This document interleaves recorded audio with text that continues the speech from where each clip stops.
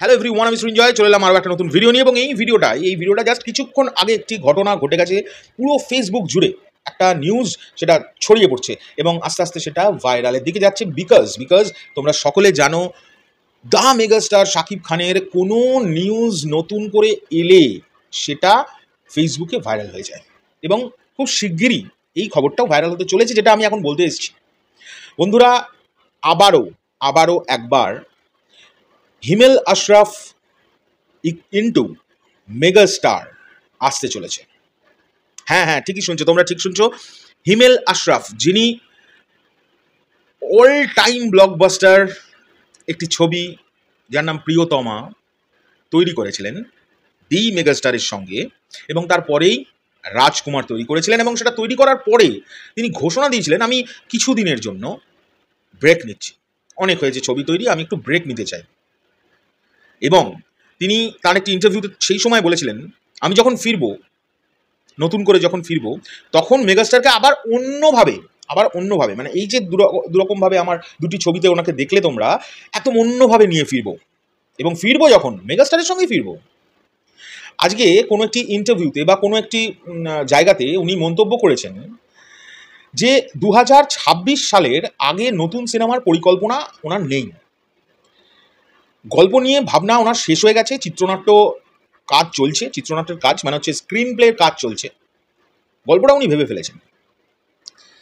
এবং বাংলাদেশের একজন প্রচণ্ড গুণী থ্রিলার লেখক মোহাম্মদ নাজিমুদ্দিন, তার গল্প মানে তিনি থ্রিলার লেখেন, আমি যতদূর খবর পেলাম তিনি থ্রিলার লেখেন। আমি তার সব গল্প পড়িনি বা কোনো গল্পই আমি পড়িনি। আমি আজকে এইখান থেকে ওনাকে চিনলাম প্রথমবার। তো তোমরাও আমায় সাজেস্ট করতে পারো যে কোন গল্পগুলো পড়া উচিত, কোনগুলো খুবই সুন্দর বা প্রচণ্ড থ্রিল দেয়। তা উনি নাকি থ্রিলার ঘরানার গল্প লেখেন এবং খুবই নামকরা বাংলাদেশের একজন লেখক। তার একটি গল্প থেকে মানে একটি ছবির জন্য ভাবা হয়েছে, এবং এটি নিয়ে উনি 2026 সালে আশা করা যাচ্ছে ফিরবেন। এবং শেষ কথাটা উনি সেই কথাটাই বলেছেন যে ফিরবো যখন শাকিব ভাইকে নিয়েই ফিরবো। এটি স্বাভাবিক না?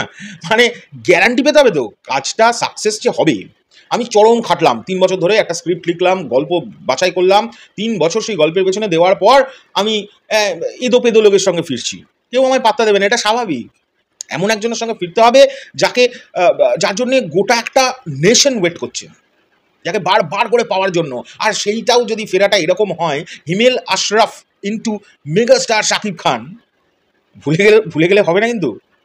প্রিয়তমা, রাজকুমার, অবশ্যই দুটো রকমের ছবি, দুর্দান্ত ব্যাপার স্যাপার। আর সেই লোকটাই কিন্তু এবারে যেটা টুইস্ট, সেটা হচ্ছে হিমেল আশরাফ থ্রিলার লিখছে। ফ্যান্টাস্টিক বিষয়, মানে থ্রিলার নিয়ে কাজ করছে, অসাধারণ।